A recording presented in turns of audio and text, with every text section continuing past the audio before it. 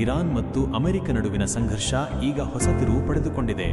ವಿಶ್ವದ ಅತ್ಯಂತ ಶಕ್ತಿಶಾಲಿ ಬೇಹುಗಾರಿ ಹಾಗೂ ದಾಳಿ ನಡೆಸುವ ಸಾಮರ್ಥ್ಯ ಹೊಂದಿರುವ ಅಮೆರಿಕದ MQ-9 ರೀಪರ್ ಡ್ರೋನ್ಗಳು ಈಗ ಇರಾನ್ ವಾಯುಪಡೆಯ ಗುರಿಯಾಗಿವೆ. ಆರ್ಥಿಕ ಮತ್ತು ಕಾರ್ಯಾಚರಣೆಯ ಹಿನ್ನಡೆ.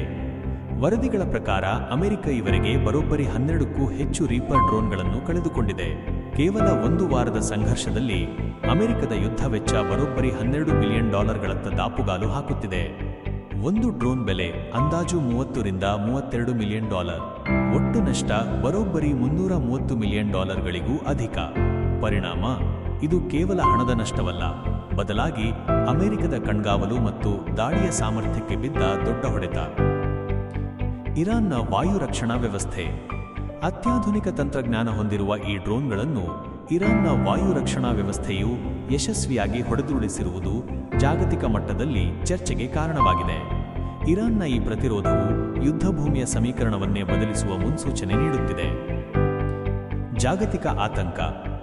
ಸತತವಾಗಿ ಏರುತ್ತಿರುವ ಈ ಸಂಘರ್ಷದ ವೆಚ್ಚ ಮತ್ತು ಸೈನಿಕ ಸಾಮರ್ಥ್ಯದ ನಷ್ಟವು ಅಮೆರಿಕದ ಮಿಲಿಟರಿ ತಂತ್ರಗಾರಿಕೆಯ ಮೇಲೆ ಒತ್ತಡ ಹೇರುತ್ತಿದೆ. ಮುಂದಿನ ದಿನಗಳಲ್ಲಿ ಈ ಉದ್ವಿಗ್ನತೆ ಯಾವ ರೂಪ ಪಡೆಯಲಿದೆ ಎಂಬುದು ಇಡೀ ವಿಶ್ವದ ಕಳವಳಕ್ಕೆ ಕಾರಣವಾಗಿದೆ.